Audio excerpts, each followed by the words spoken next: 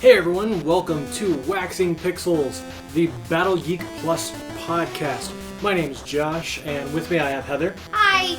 Ryan. Yo! And Frankanova. Hello. Who sounds really high. I'm not. But anyway, so welcome to another episode of our really fun podcast where we talk about gaming news and opinions and other stuff. To start us off today, I wanted to talk about a Nintendo patent that just surfaced. Now, this patent was actually submitted in 2013 and published in 2014, but it's just been something that's just been found, and it has to do with customizable controllers.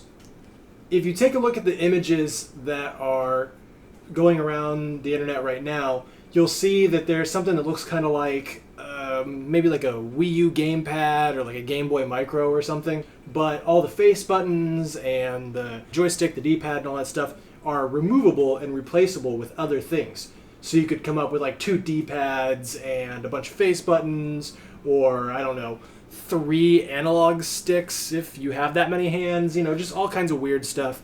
What do you guys think? Is this something that may play into the NX, or are we just looking at Nintendo getting their ideas on paper?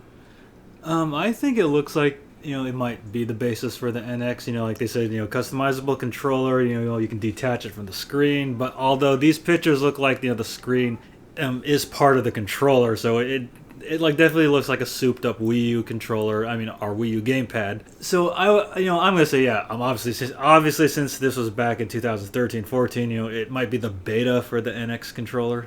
Okay. Looking at the pictures that we have here, it makes me think of whenever there was that Kickstarter for cell phones, so you can basically build your own phone, and say the battery starts to crap out, you can just take the battery out and just replace it instead of having to replace your entire fucking phone. Oh, it was called Phone Blocks. Yeah, the phone blocks. Yeah, I actually did a sketch on that. Oh, okay. Yeah. Well, I'll tell you what. It makes me think of that, and I think I recently heard something about phone blocks, and I think they actually got quite a decent amount of funding. So that may possibly be a thing in the future for phones. For controllers, I don't know. I mean, like you said, with some of these you can have 4 D-pads or 3 joysticks. Really, what's the advantage of being able to add on? I mean, I could see maybe adding on an extra joystick for people who want to maybe make a fight pad or something like that. But other than that, I don't really see this being very marketable.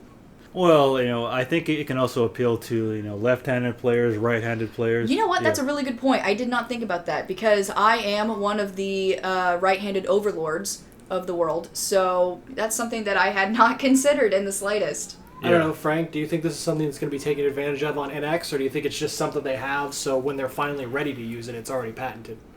It'll have to be the latter, because I think they're just covering their bases for right now. I mean, it'd be good business sense if that was the case.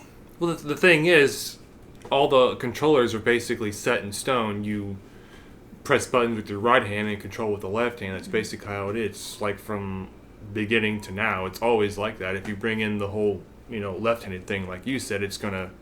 I don't think screw with people that have been playing their entire lives with pushing buttons. It's gonna be weird. Yeah. Even people that are left-handed, because they're just I'm used to the standard stuff, and now I gotta. If I want to, I could do it, but I don't think that's gonna catch on. This might actually have a place for people who, for instance, have disabilities, who maybe are missing fingers or missing a limb or something like that. I don't know. Maybe, because I'm sure there are lots of people, well, think about it.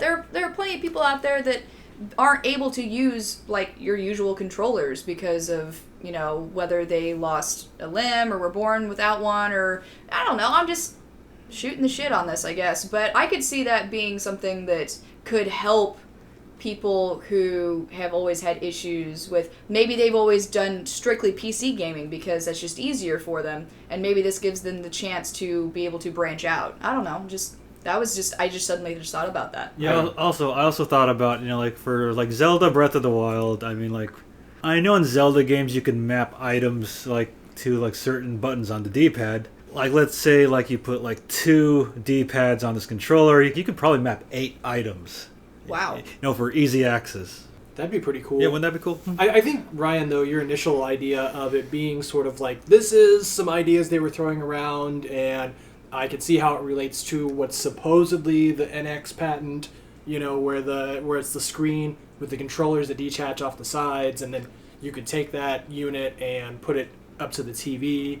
This seems like an early version of that to me. Like, they were just throwing around the idea of detachable controllers, customizable controllers, and sort of came along into what we saw maybe 2-3 weeks ago with the supposed NX patent. So anyway, moving on, we have a PS4 system update coming soon, a nice big one that is going to bring a lot of changes to how things look on the console, like in the menu and both in gameplay. We've got a new user interface, and we got quick menus where, you know, you bring up the menu, it's not going to take you completely out of the game, it just brings up a menu onto the screen. Same thing with the share menu, it's not going to take up the whole screen anymore. And you have folders that you can categorize your games into now. There's supposed to be some other features for it, but we don't know those yet. It's going to roll out into beta soon, and then the rest of us are going to get it with all the other features. As a PS4 player, I am super excited for this. Holy shit, I'm so excited about this. Yeah, I'm pretty excited. I'm really excited about, oh, hey, here's an update to the library in your folder section. This folder right here, this is all the things that you own and you've bought, but it's currently not installed on your system. Like, that'd be so... How many times have we gone through the library and we've looked for a particular game that we know we've bought and it's been uninstalled, and, like, we just have to search through all the games that are, like, they're already on the system. Which, by the way, if anybody hears a cat whining in the background, I apologize. He got in trouble earlier, and he's in the bedroom. He's not very happy about it, but he's just going to have to stay in there, because that's what he gets for being a little shithead while we're trying to film and whatever. So, I apologize for that. But, anyway, I like the idea of the quick menu as well, because I always found it annoying, you know, okay, you want to go what's new, or you need to go into... you have to go here, and then you have to go here, and then it takes up the whole screen, and then you have to kind of go from there and choose what you want. I like the idea of the quick menu, and then the share menu not taking up the whole screen. Like, that'll be nice. I'm assuming it'll be nice. I don't share things very often, but you do, honey, so I'm sure it'll be nice that it doesn't just, like, cover up entirely what's going on. Or if I decide to do a broadcast or something like that, it's not going to completely take me out of the game and then back into the game, or if I quit a broadcast, or if I change something, like I put my Twitter handle up on the screen or whatever. You know, it's something that I can do just really quickly without having so many problems. I don't know, Ryan, what about you? Yeah, I'm definitely excited for the folders and the library because if you know the PlayStation 4 interface, you know, it's always just going to show the most recent game you've played, right? So if you play a lot of games, you know, like certain games are going to be bumped down, and then eventually they will get off the interface. So like I remember one time I wanted to play Batman Arkham Knight again. But, you know, I played so many games, it like wasn't even on my menu. And I had the game installed, so I have to go all the way back to the library to access that. Well, that's really, you know, that's just punishment for wanting to play that game again, because who does that? Yeah. Because that game was terrible. What is wrong with you? Well, I just kind of wanted to play The challenge is real. Okay. It was a disappointment. It was too much tank, but, you know. Way too much tank. Also, I didn't like the fact that they really pushed hard that Arkham Knight, who is this person? Nobody knows. He's a brand new. He's brand no, he's not. new. No, it wasn't. It was all like, okay, well, it's obvious, and I swear to God, if any of our listeners haven't played this game and don't know this yet, too bad. Spoilers. Deal with it. Oh my God, Arkham Knight, it's totally Jason Todd. And they're like, no, it's somebody totally fucking new. And then you're like, ooh, who could it be? This would be really cool if they did something new and different. And no, it's Jason Todd. I mean, you could tell, like, as soon as, like, you were at the chemical plant. Oh, I know. It was so obvious, but then they really, like, pushed forth the notion that it was somebody new and different. Right. And I remember, like, we all sat around and we talked about it. We were like, ooh, who could it be? Who do you think? Well, what if it's this character? And what if they're using a voice modulator? What if it's... how crazy would it be if it'd be this character? Like, we sat around and we talked about that. Right. And we were really excited. And then we got to the end and we were like, oh, it was Jason Todd, like we thought. But I mean, you know, it was something that like we knew right away. It was just kind of like, you know, they're sitting at the chemical plant and you're behind the glass with the guy that you just rescued and you have all the Arkham Army dudes like pointing the gun at you, and, you know, Red Hood, Arkham Knight, Jason Todd is just kind of all like pretty much says something that equivalates to, "Stop it, Dad, I'm a grown-up now," and then grapples off. Yeah. You know? So, yeah, that's... But yeah, anyway, Well- I can see what you mean, where you hadn't played it in so long, you had to go searching for the game on the system because it wasn't in the queue anymore. Yeah, and also, you know, like, I think during the summer when I bought a whole bunch of PSN games on the, like, their flash sale, you know, it'll automatically, you know, if you choose to download them to your PS4, it'll install them, then it'll bump off other games on the menu. Yeah. So, yeah. So even games that you would, let's say I bought 10 games, but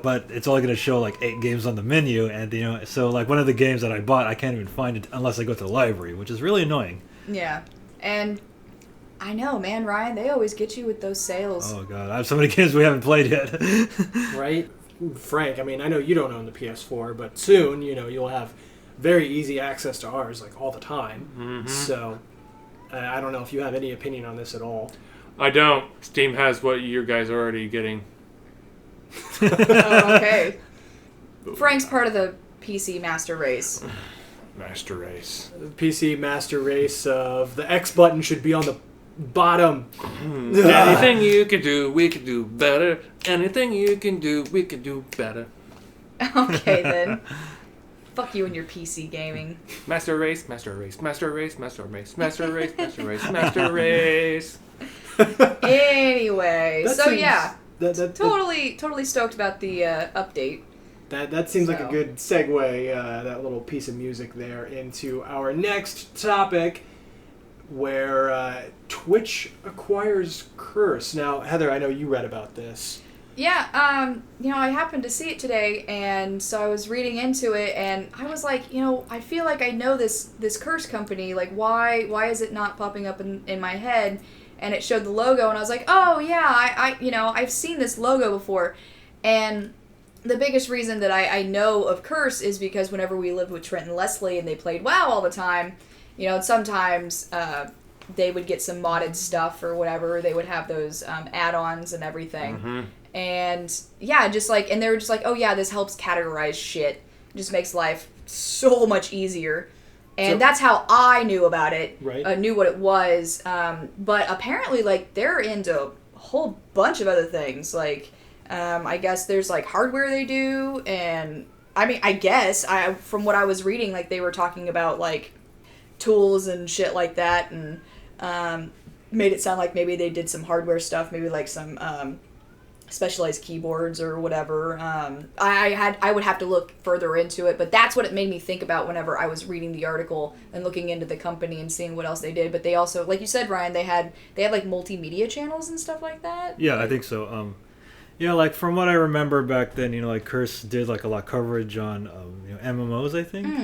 Yeah. Yeah, because that's where, you know, WoW is what drove the creation of the company in the first place. Yeah. So then Twitch has acquired them. They've bought them. Mm-hmm. They're going to... So all that content, hopefully, will end up becoming something that will be integrated into Twitch's systems in some way, shape, or form, some way to make it easier. I don't know. Frank, you seem really familiar with Curse. Like Heather said, I was mostly familiar with Curse because of the World of Warcraft add-ons. That's basically the only reason I went over there. I had no idea it actually expanded, because last time I was visiting that site was probably 2+ years ago. Okay, but what kind of add-ons did you use? Like, how did it specifically help you in playing WoW?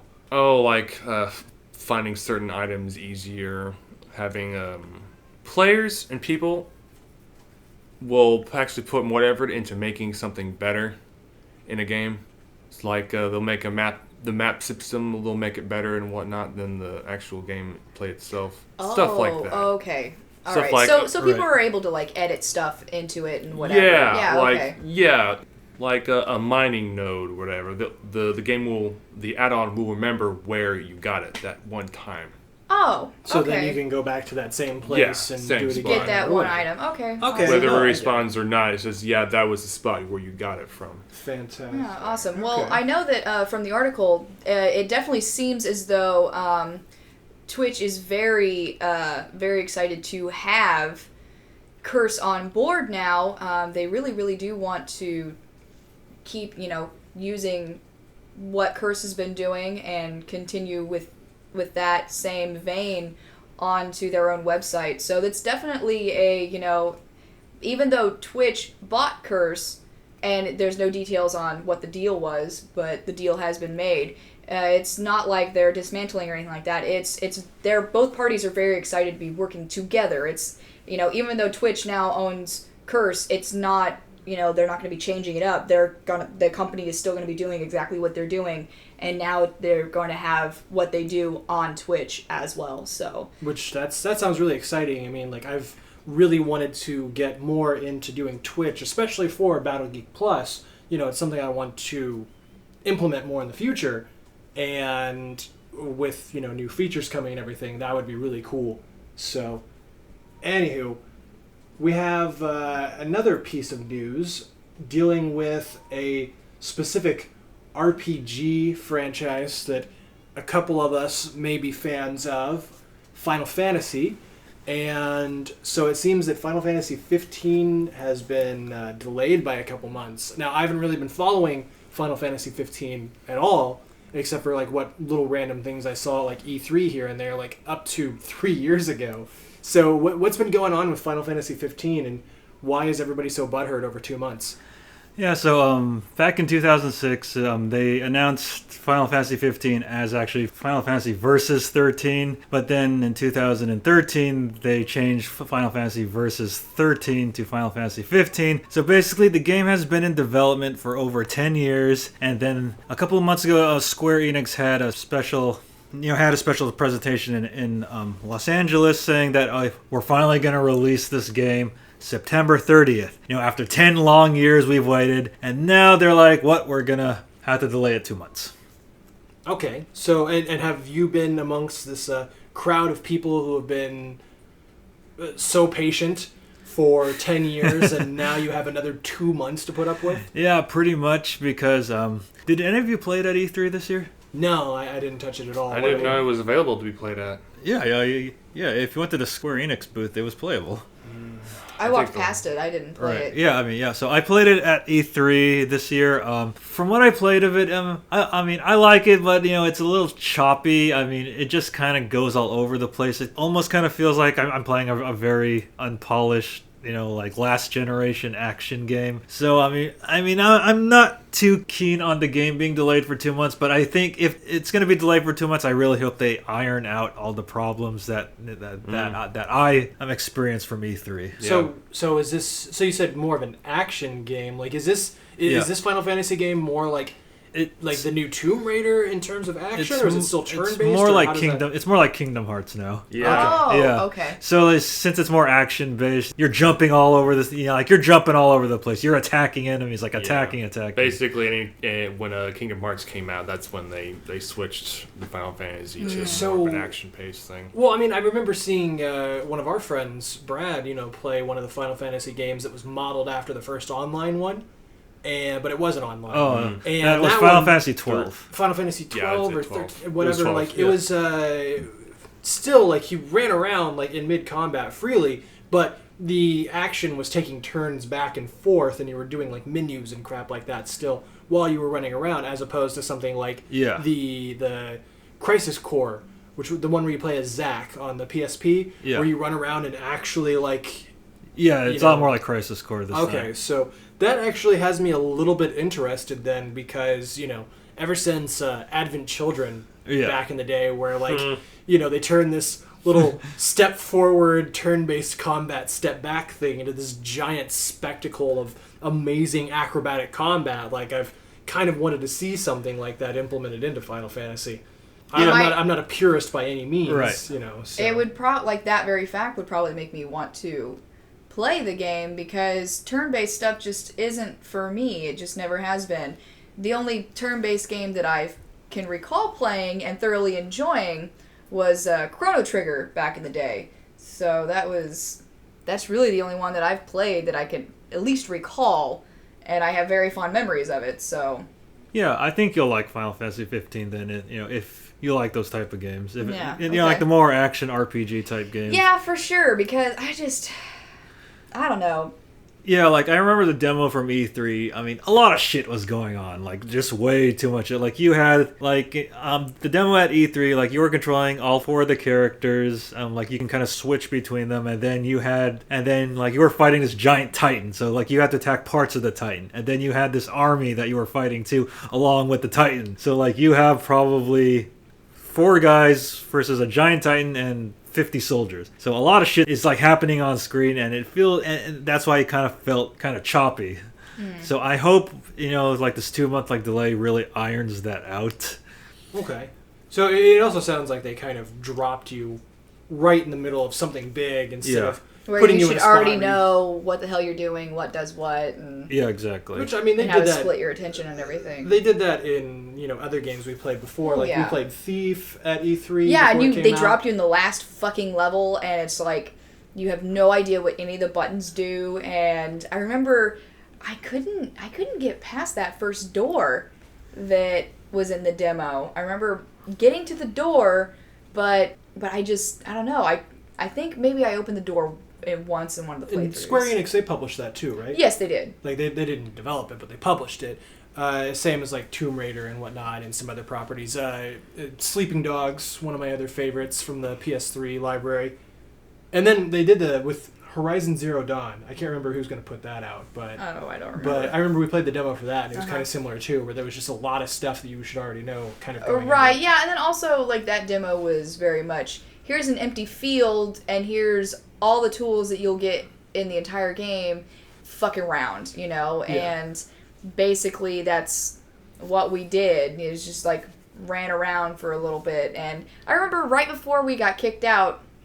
Not kicked out, but The you know what I time mean. ran When the time ran out, that's whenever I had just figured out how to control the speed of the animal I was riding. So like whenever you first got on him, it just walked, and you're like, no, run, go faster, And then I eventually figured out how to get it to trot and then gallop. So and then it was like, oh, it's time, it's time for the next group to come through, and it was like, no, I just figured this out, son of a bitch. Right. So, to finish it out, so, I don't know, I'm a little more excited for Final Fantasy 15 than I was before. How about you?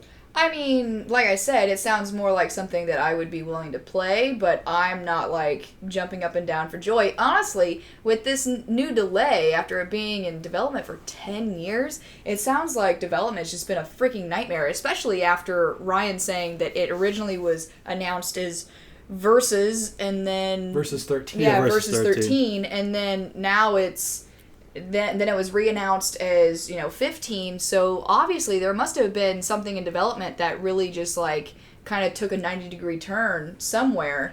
Well, there's also the fact that, if it was announced back in 2006, it was originally supposed to be a PS3 game, right? Yeah. So this thing's been in development for at least as long as The Last Guardian. Yeah.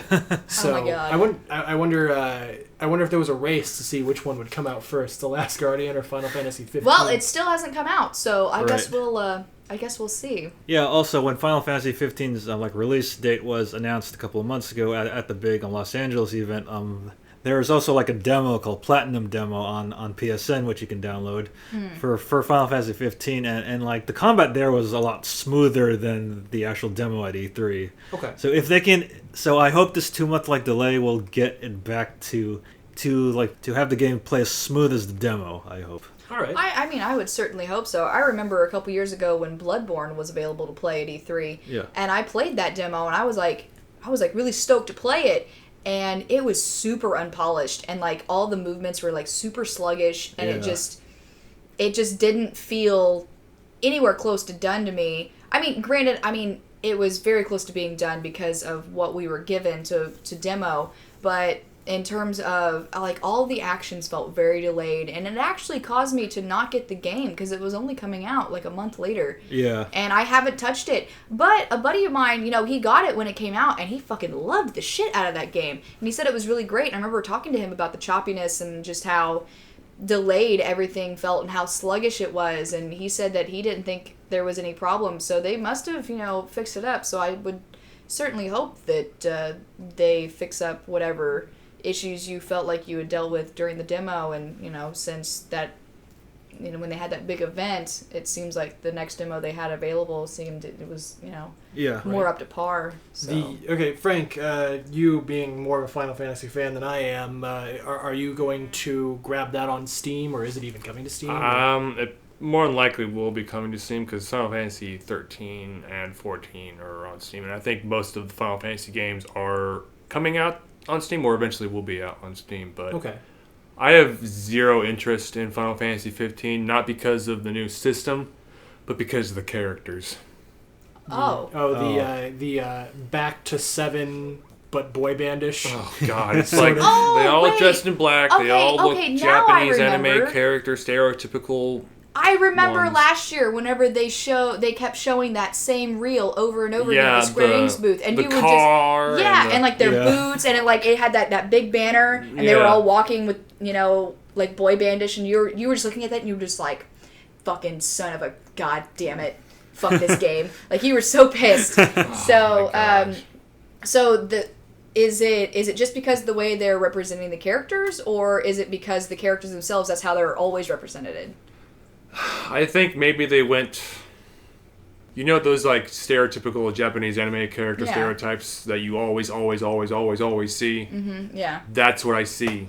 Oh, really? In this... Yeah. You can point out exactly what the character is, what he's going to do.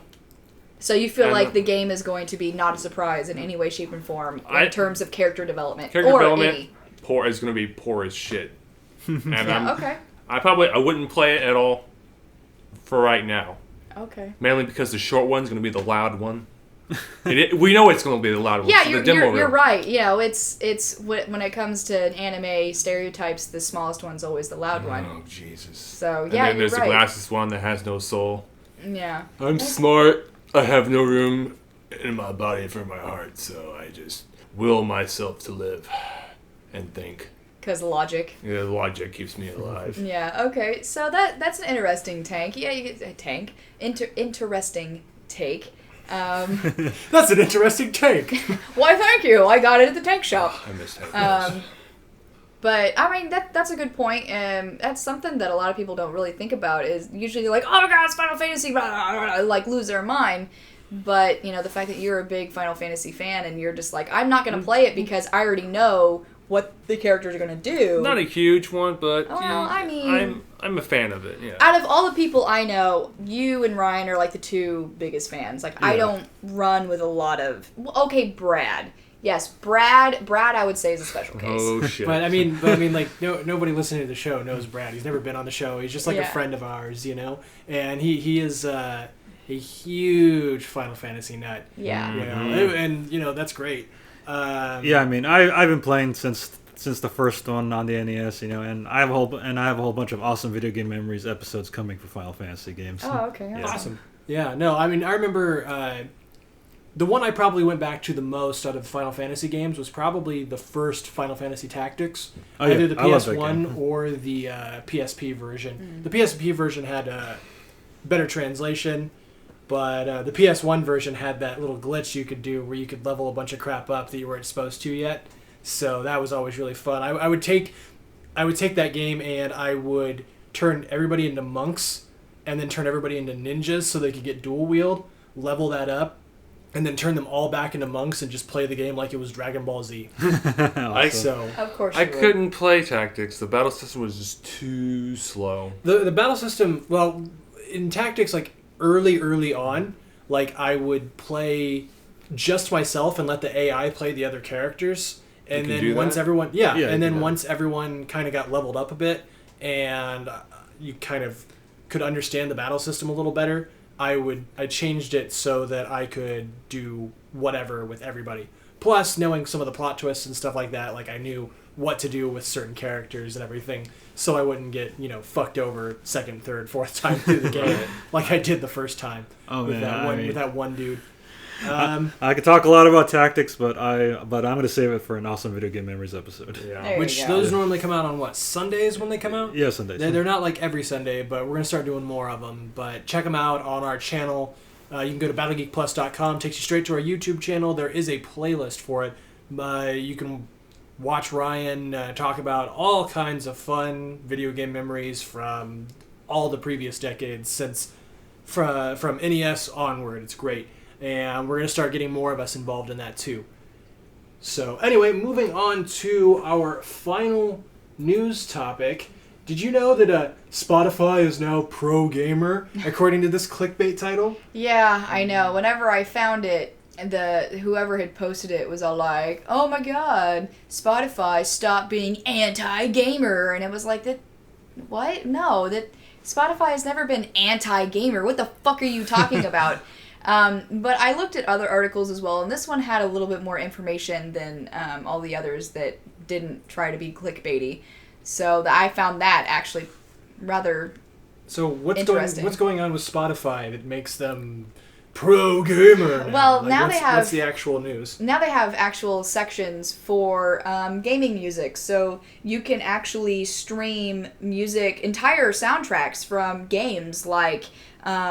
Uncharted 4, from like Gears of War, from they even have entire soundtracks from No Man's Sky already. So you can stream music from particular games. You can even stream music from retro games. They even have a section for, I believe they call it the soundscape music. So it's basically just music without lyrics for the purpose of you're playing through a certain game. Well, here's some soundscape that fits that game, and it kind of like really immerses you. And something about the soundscapes I thought was really neat was that, everybody knows that streaming can be sticky with copyright and whatnot and all that, especially like live streaming is one thing, but if you say record that and then you post it up later, like on YouTube or something, some game audio can get tagged and your video will be taken down because of copyright infringement. And one way that people combat this is by playing music while they are streaming. But that has had an unintended effect. Sometimes certain songs will still get flagged and the video will still be blocked. But with the soundscapes, it seems like it's one of those things that you could play and, kind of overlap the game audio, and then you're not going to get nailed with copyright, which I think is wonderful. Another thing that the sections have is that they also have the ability to show you what people have been playing recently, and you can listen to all the music that everyone's been listening to. So I think this is great because it's kind of an untapped area in terms of streaming music. I mean, Spotify also has like a really great metal section. I know this because I remember reading something about how Spotify is a huge favorite of the metal crowd because they just have such a wide range. We've tried to listen to metal on like Pandora and they're like, oh, hey, you want to listen to Gwar? Awesome. And then they're like, oh, by the way, here's like a Backstreet song. And you're like, what? Why is this even... Why? Pandora, why do you do this to me? So that's finding good metal and they play it on a regular enough a basis on Pandora is kind of difficult. So it seems like Spotify is really good on that. And I feel like Spotify is kind of hit the gold mine on this again where, gamers want to listen to like their soundtracks from their games. You can sit down and you can do that and you can play the music while you're playing the game or whatever. So I think that's totally great. Of course, with entire soundtracks, you only get a 30 to 40 second preview if you don't have an account. If you do have an account, you have access to the soundtracks altogether. So, which a basic account is free. I have one of those. Yeah.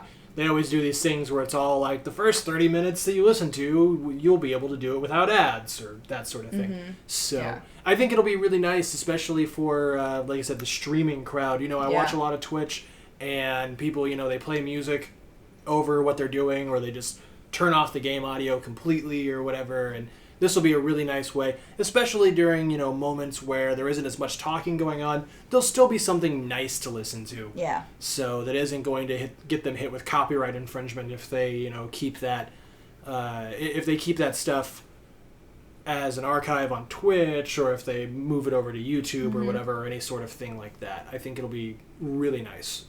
Yeah, So. I mean, I think, like I said, Spotify kind of hit an untapped market right there, I feel, so. Well, that's all the news that we have today. It's all the topics that we're going to go over.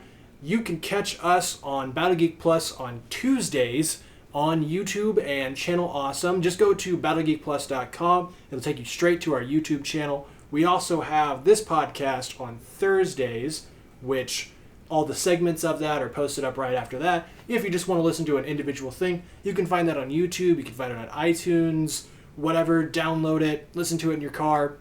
Fun times. And then we have a couple other shows that we do throughout the week. Ryan, what are those other shows? Let's see, we do awesome video game memories. We also do Battle Geek Plus Arcade Edition, and we have a couple of sketches coming out too, so make sure you stay tuned for those. All right, and anybody else got anything to say before we get out of here? Rubber Baby Bunky Bubbers. I just said that wrong. No. Oh my god, no. What? Rubber baby buggy bumpers. Rubber baby Buggy Bumpers. bunky bumpers. No, it's Rubber rubber baby ba- buggy bumpers. Rubber Baby Buggy Bumpers. Say that 5 times fast. Rubber baby buggy bumpers. Rubber baby buggy bumpers. Rubber baby buggy bumpers. Rubber baby buggy bumpers. Rubber baby buggy bumpers.